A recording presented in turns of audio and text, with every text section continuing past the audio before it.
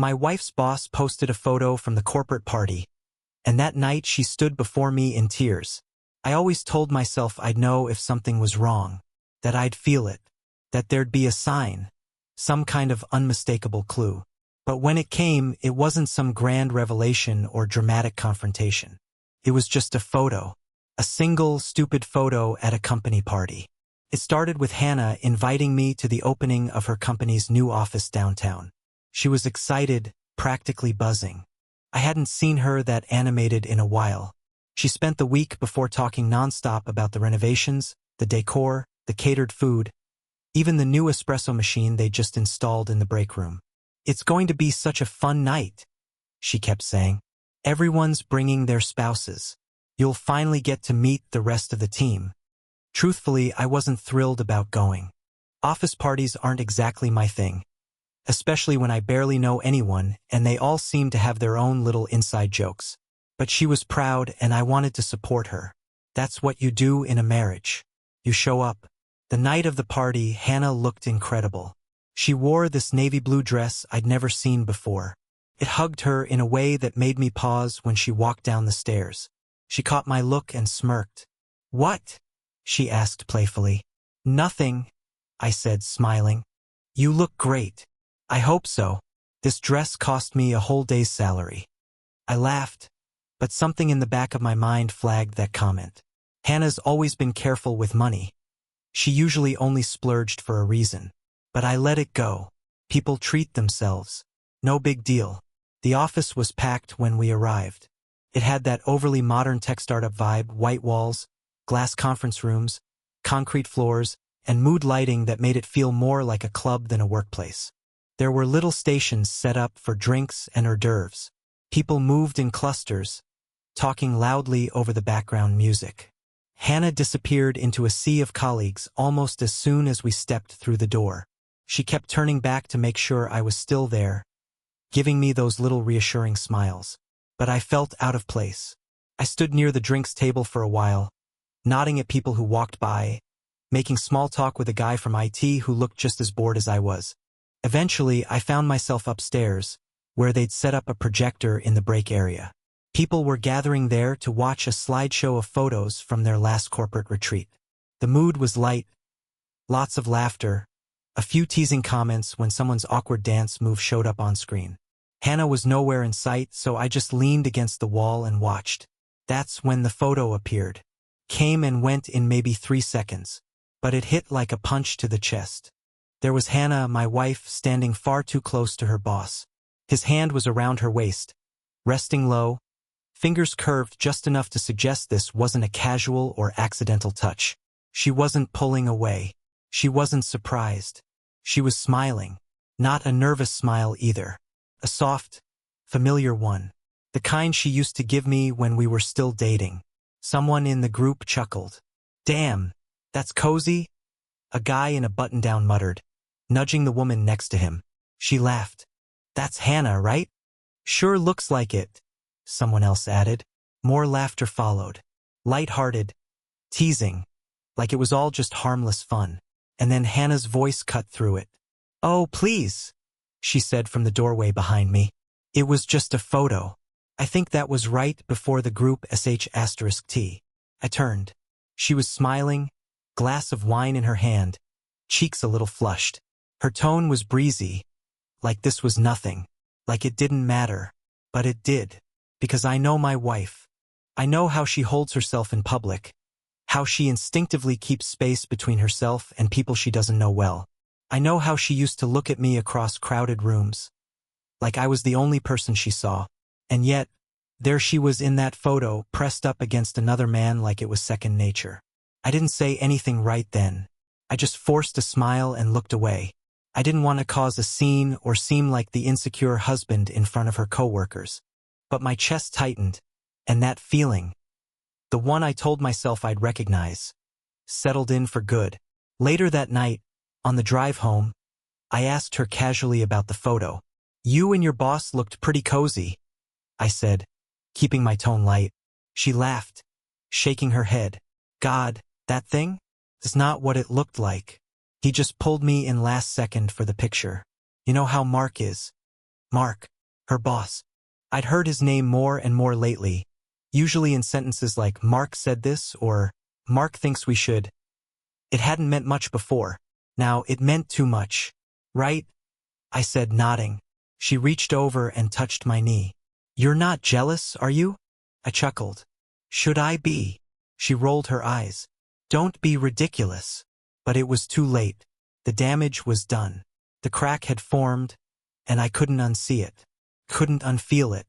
Something shifted that night, and even though we went through the motions, brushing teeth, getting ready for bed, talking about weekend plans, I was somewhere else.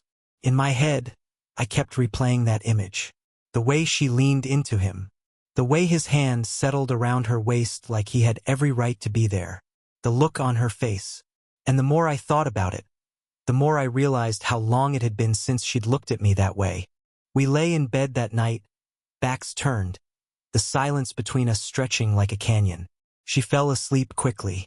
I didn't. I just stared at the ceiling, asking myself a question I already knew the answer to. The morning after the party, I woke up before Hannah. She was still asleep, curled up on her side with the comforter tucked around her shoulders like a shield. I lay there beside her, staring at the ceiling, thinking about that photo. I tried to tell myself I was being paranoid, that it was just an awkward moment caught at the wrong angle. But that wasn't it, and I knew it. Because once the seed of doubt is planted, it doesn't stop growing. It spreads, quietly, persistently, like a leak in the roof that seems harmless until the entire ceiling caves in. That day at work, I wasn't myself. I barely remember the meetings or the emails I responded to. Every few minutes, my mind wandered back to her, to the party, to that picture. I kept seeing it in my head, his hand on her waist, her leaning into him like it was second nature. And the way she brushed it off so easily, like I was the one being ridiculous. The thing is, that photo didn't happen in isolation. It was just the moment that finally forced me to start paying attention to everything else I'd been ignoring. Hannah had been working late a lot the past few months. I used to think nothing of it. She loved her job, and she'd always been ambitious. But lately, it had gone from I'm staying an extra hour to not showing up until nearly 10 p.m. Some nights, she'd come through the door tired but distant, barely making eye contact as she slipped off her heels and mumbled something about how long her day had been. I used to meet her at the door, try to help her unwind.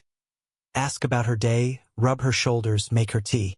But she stopped wanting that. At first, I figured she just needed space. People go through phases. Life gets busy. I get that. But now, I was starting to wonder if she didn't just need space. Maybe she'd already claimed it. From me. That weekend, we were supposed to go visit my parents. Nothing major, just lunch and catching up. We'd made the plan weeks before, but Saturday morning, she claimed she wasn't feeling well. Said she had a headache, that she needed to stay home and rest. I believed her, at least I tried to. But later that afternoon, I noticed her car wasn't in the driveway. Called her and she didn't pick up. Texted. No response. By the time I got back from my parents' place, her car was there again, and she was on the couch in sweats, acting like she'd been there all day. I just needed some air, she said when I asked where she'd gone. Took a quick drive to clear my head. I nodded, pretending to believe it. From that point on, I started watching more closely. I wasn't proud of it. I don't like being the guy who second-guesses his wife, but something inside me said I couldn't just let this go. Her behavior was changing right in front of me, and I couldn't keep pretending not to see it. Her phone was always on silent now. She used to leave it lying around, unlocked, open to whatever she was texting or scrolling. Now, it was always face down, always within arm's reach. She'd take it with her to the bathroom, into the closet, even into the laundry room. One night, while she was in the shower, I picked it up, just to see the lock screen, just to see something. But the moment I did, I heard the water shut off, and I panicked, set it back down exactly as I found it, and walked into the kitchen like I'd just been grabbing a glass of water. My heart was racing. I felt like a thief in my own home. That was the part that broke me the most. I couldn't shake the feeling that we were living in separate realities now. like we were two strangers performing the roles of husband and wife because it was easier than admitting we were drifting apart. Her affection started to feel rehearsed like muscle memory. She'd kiss me hello or goodbye, but her eyes didn't match the motion. Her touch lingered just long enough to not seem suspicious. Even the way she smiled changed. The real Hannah used to have the spark behind her grin. Now, that spark came alive only when she was looking at her phone. It was like her world existed somewhere else. And whoever she was texting, whoever she was smiling at, it wasn't me. We stopped making plans together.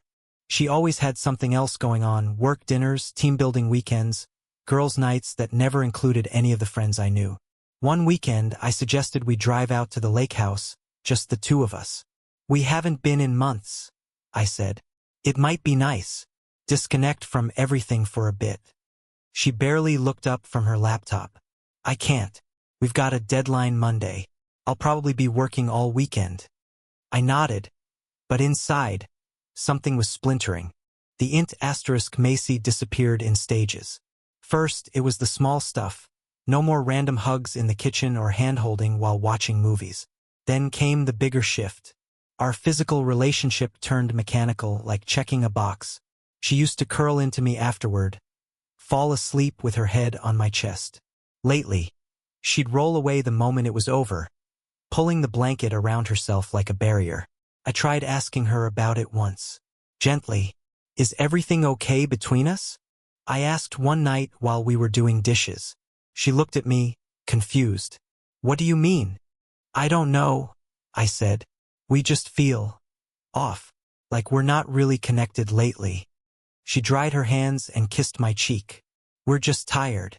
Work's been brutal. We'll get through it." That's all she gave me. And maybe that would have been enough a year ago. But now, it felt like someone putting a Band-Aid on a G*NSH*T wound. I started noticing her scent, too. Not in the romantic way I used to, where I'd pull her close just to breathe her in, but in the way you notice something doesn't fit. She changed perfumes. Not once, but twice in the same month. She never said anything about it. She just came home one day smelling like citrus and cedar instead of the usual floral she used to wear. "You change your perfume?" I asked once, trying to sound casual. "Yeah," she said, not looking up from her laptop. "The old one started giving me headaches." I didn't ask why she wore it only when she wasn't around me. And then there were the dreams. I started waking up in the middle of the night with this sense of dread. Like something was wrong and I'd missed it. Sometimes I'd roll over just to watch her sleep, wondering if I was losing my mind or just finally waking up from denial. She looked so peaceful in those moments, and for a few seconds, I could almost convince myself everything was fine. But it wasn't, and I think I knew it all along. I started pulling away in small ways, maybe as a defense mechanism, maybe just to test her reaction. I stopped texting her during the day to check in. Stopped waiting up when she said she'd be late. And she didn't seem to notice. Or maybe she did and didn't care. The silence between us grew louder. Meals were filled with empty conversation.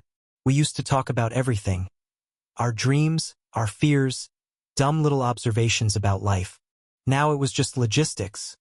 What groceries we needed, who was picking up the dry cleaning, whether we should renew the gym membership. We became roommates with rings on our fingers.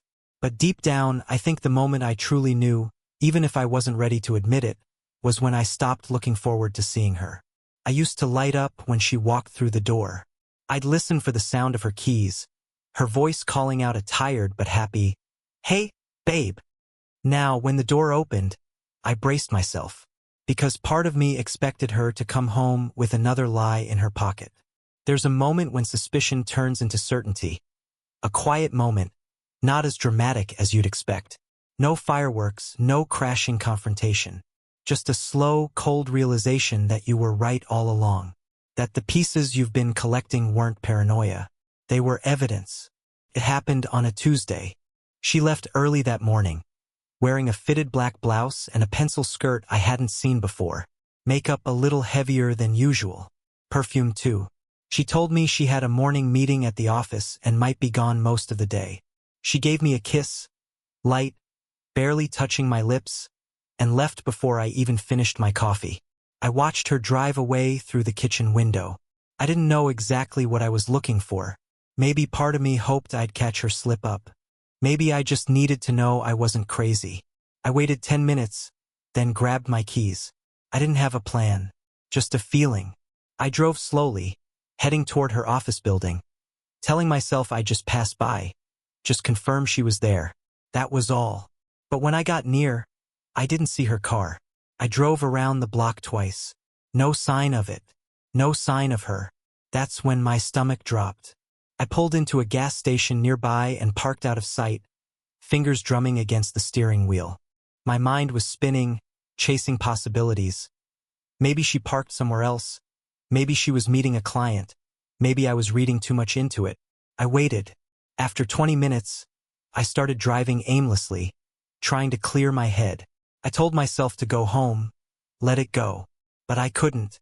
An hour later, as I passed a small country restaurant on the outskirts of town.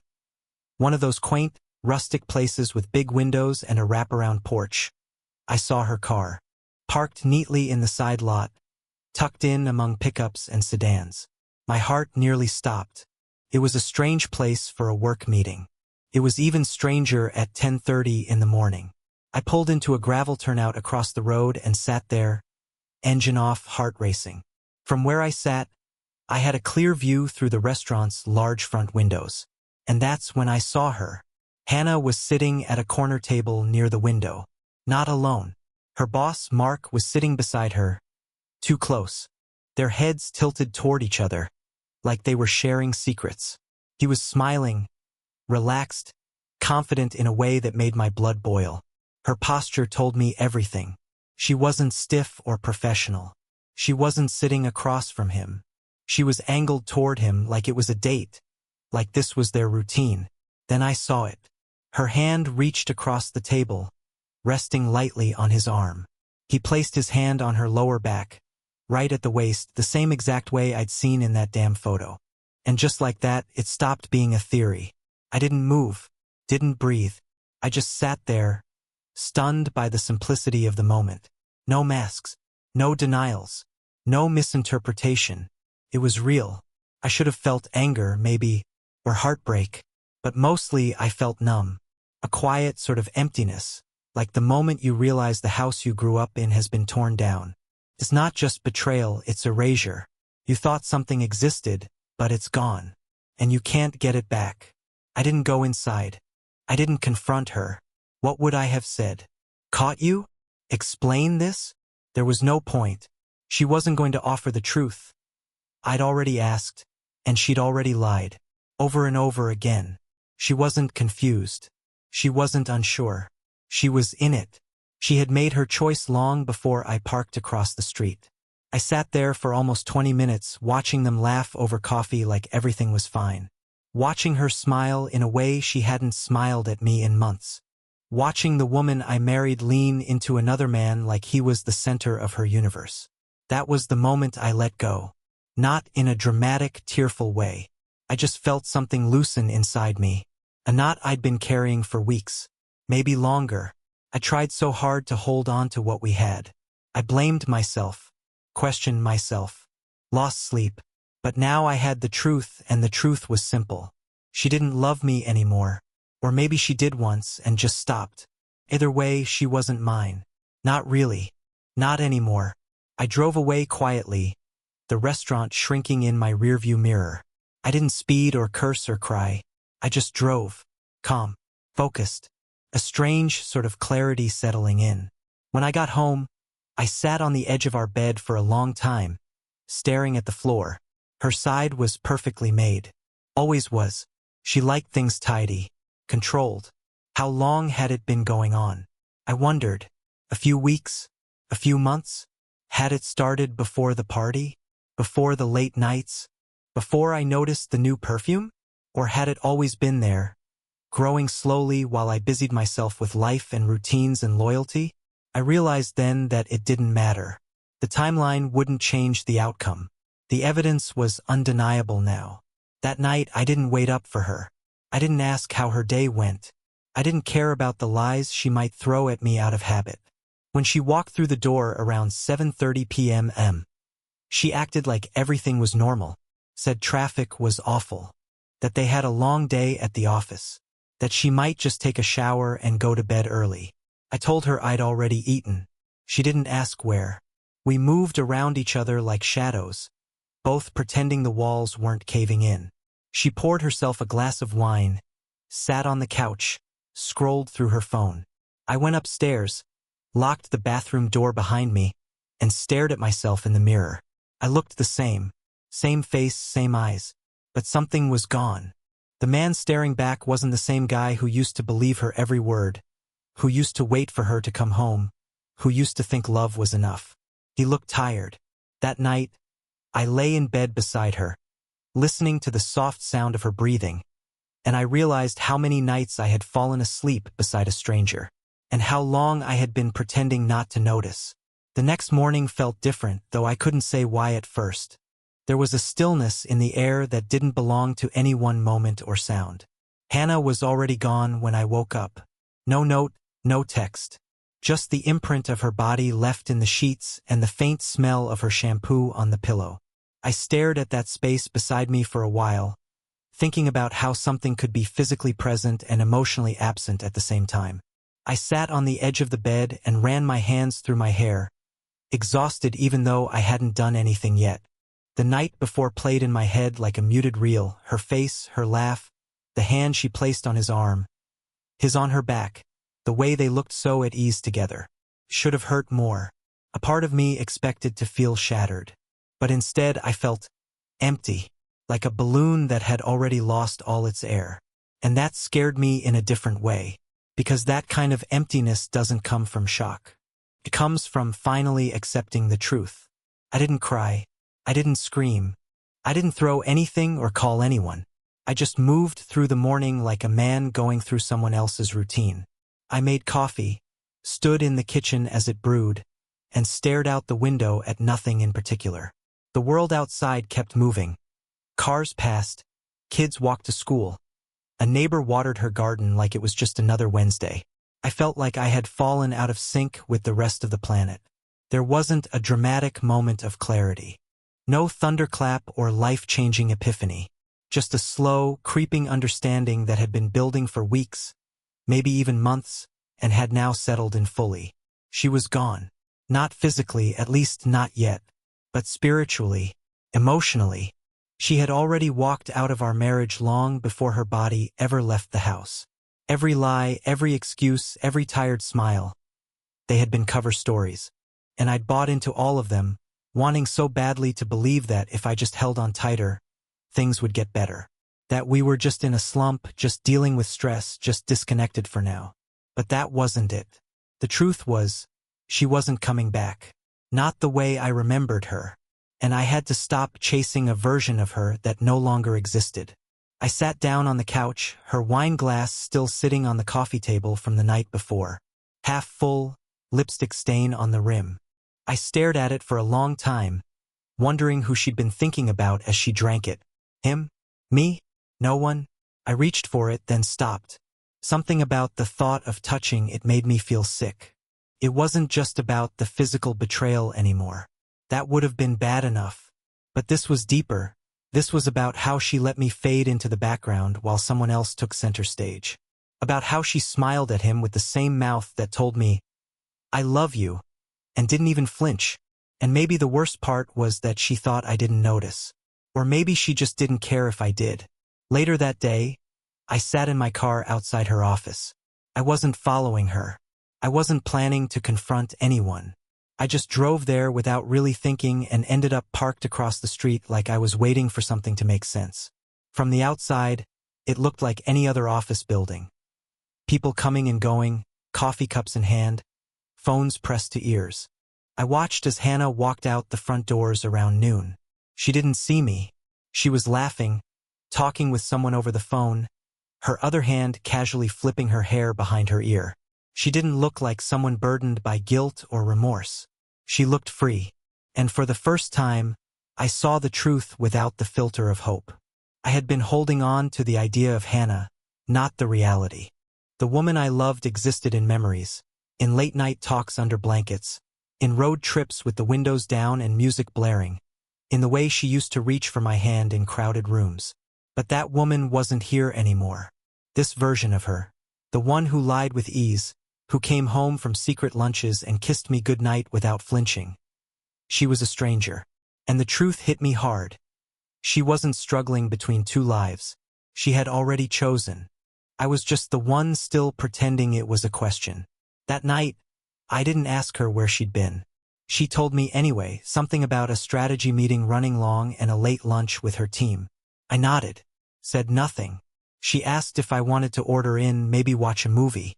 Her voice was light, a little too cheerful, like she was trying to smooth over something unspoken. I told her I wasn't hungry, went upstairs early, closed the door and sat in the dark for a while. I started scrolling through my photos on my phone, looking at pictures of us from the past few years. At first, it was comforting. Then it became unsettling, because I could see it now. Moments where she was smiling but not really present, her eyes distant, her body angled away from me. Maybe I hadn't noticed it before because I didn't want to. I realized I'd been filling in the blanks of her absence with faith. I kept telling myself we'd get back to normal. But the thing about love is, it doesn't survive in silence. And that's where we'd been living for a long time. In silence. That night, lying in bed beside her, I felt the distance between us like a physical wall. We didn't touch. We didn't speak. I turned to face the window and stared at the stars, wondering how many more nights I'd do this. Pretend like things were fixable, like she was still here, like I wasn't alone in the same room as my wife. And that's when I knew. I wasn't waiting for her to change anymore. I wasn't waiting for answers or apologies or for her to come clean. I was done. Not in anger. Not out of revenge. Just done. Done making excuses. Done explaining away the hurt. Done loving someone who had already left me in every way that mattered. She didn't have to say it. I already heard her goodbye in the way she stopped looking at me, stopped touching me, stopped trying. And now it was my turn to stop too. The decision didn't come with fireworks. No grand speech. No slammed doors. Just a quiet shift. A slow exhale after holding my breath for far too long. I didn't tell her I was done. I didn't have to. I simply stopped showing up in the ways I used to. Started small. Subtle. The next morning, I didn't make her coffee. Every weekday for the last 6 years, I'd wake up 10 minutes before her alarm and brew her cup exactly how she liked it.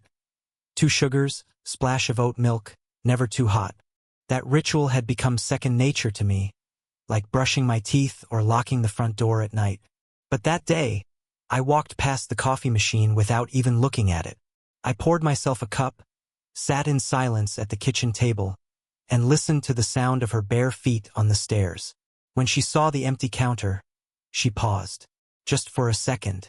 Then she smiled, tight and forced. "No coffee today?" she asked lightly, her voice coated in practiced calm. "I figured you'd get one on your way to work," I said, not looking up from the news on my phone.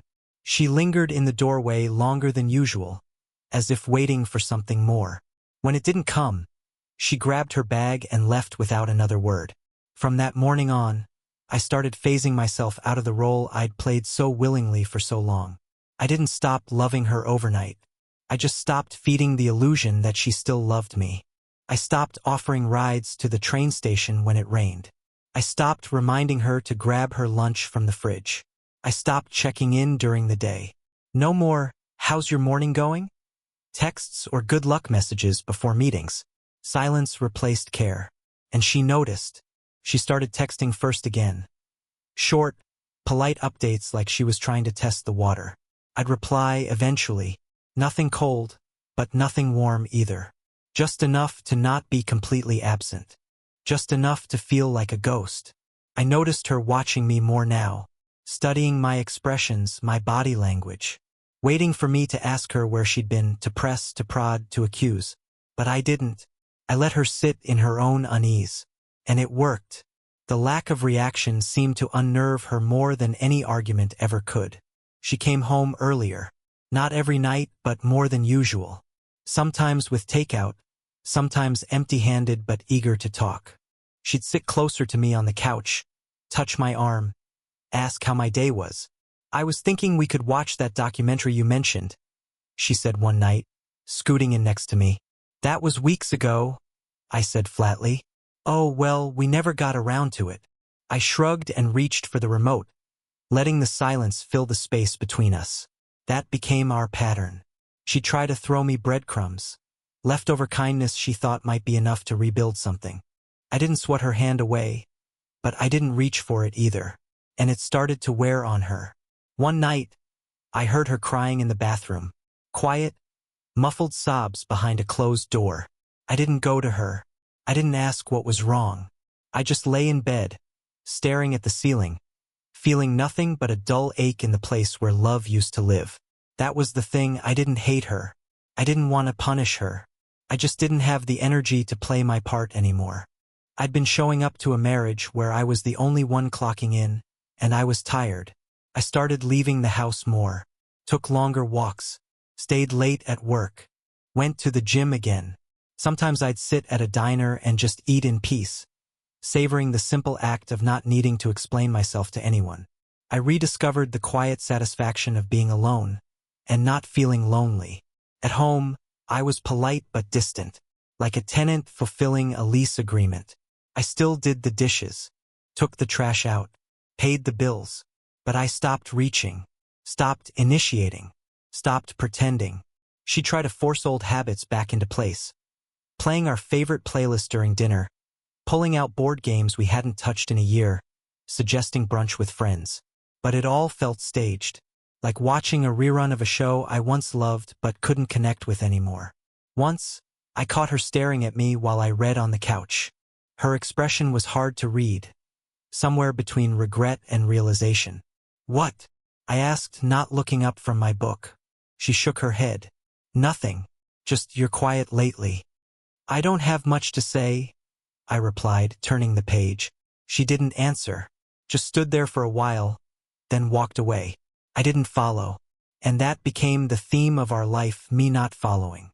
It's a strange thing, detaching from someone you once imagined forever with. You don't do it all at once. It happens in pieces, little decisions, little silences, little absences that slowly build into something irreversible. And the more I pulled away, the more she tried to pull me back. She started dressing up more, made dinner a few nights, complete with candles and cloth napkins like we were hosting some invisible dinner guest.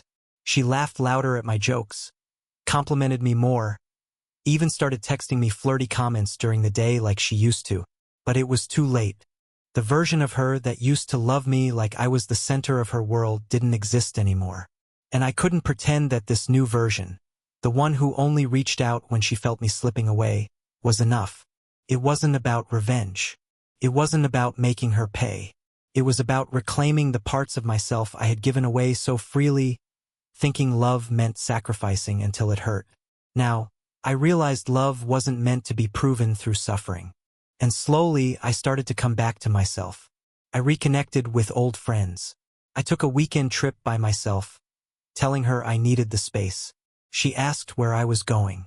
I told her I'd let her know when I got back. She didn't push. I stood on the edge of a lake one morning, watching the fog roll in over the water, and I felt something I hadn't felt in months. Peace. Not joy, not relief, but peace. And that was enough to know I was on the right path. Back home, she had cleaned the house top to bottom. Fresh flowers in the kitchen, my favorite snacks in the pantry, our wedding photo placed prominently on the shelf again. I noticed, but I didn't comment. That night, we sat at the dinner table in silence. The food was good. The effort was obvious. But my heart wasn't in it. Neither of us brought up the elephant in the room. Not the affair. Not the distance. Not the fact that we were both living in the ruins of a relationship neither of us could fix. She tried to smile. I tried to match it. But there was no bridge between us anymore. Just space. Carefully maintained. Quietly respected. She kept waiting for me to yell. To break. To accuse. To explode. But I never did.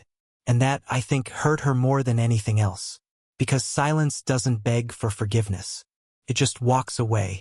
She noticed the change. My silence, my distance. She cooked dinners, played our old songs, laughed too loudly at my jokes. But it all felt rehearsed, like someone trying to mimic closeness they no longer felt. Her eyes searched mine for signs of warmth, but I had none left to give. It wasn't love anymore. It was performance, and I'd already stopped playing along. At her parents' dinner table, she made a sharp joke at my expense. Everyone laughed, expecting me to shrug it off. Instead, I stood, thanked them politely, and left without a word. That silence said more than any argument ever could. In that moment, she realized she'd finally lost me.